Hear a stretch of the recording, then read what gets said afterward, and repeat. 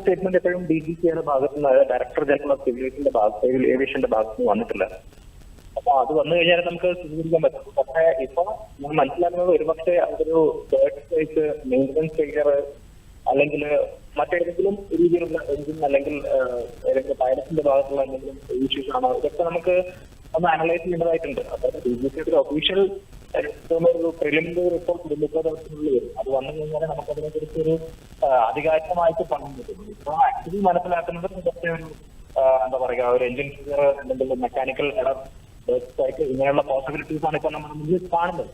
പിന്നെ ഈ ഒരു എയർക്രാഫ്റ്റിനെ സംബന്ധിച്ച് ഇതിന് ഇൻസിഡൻസ്, ഇങ്ങനത്തെ ആക്സിഡൻസ് വളരെ കുറവാണ്. അതായത് 8 ആക്സിഡൻസ് നടന്നിട്ടുണ്ട്. ഇത് ആദ്യത്തെ മേജർ ആക്സിഡന്റ് ആണ്. അതായത് ഒരു എന്താ പറയുക, ഒരു ഹൾ ലോസ് സംഭവിച്ച ആദ്യത്തെ ഇൻസിഡന്റ് ആണ്. അപ്പൊ അവിടെ ഒരു എന്താ പറയുക, ഇതൊരു ഡാമേജ് ബിയോണ്ട് റിപ്പയർ എന്ന സ്ഥിതിയിലേക്കാണ് ഇത് പോയിട്ടുള്ളത്.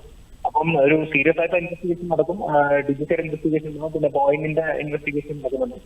പിന്നെ ഇപ്പോൾ DGCA ചെയ്തിട്ടുള്ളത് ഒരു ഇസ്മാവിന്റെ, അതായത് ഇന്റർനാഷണൽ സിവിൽ ഏവിയേഷൻ ഓർഗനൈസേഷന്റെ അനക്സർ 13 പ്രകാരം ഒരു ആക്സിഡന്റ് ഇൻവെസ്റ്റിഗേഷൻ ബോർഡ് അവരെ കോൺസ്റ്റിറ്റ്യൂട്ട് ചെയ്തിട്ടുണ്ട്.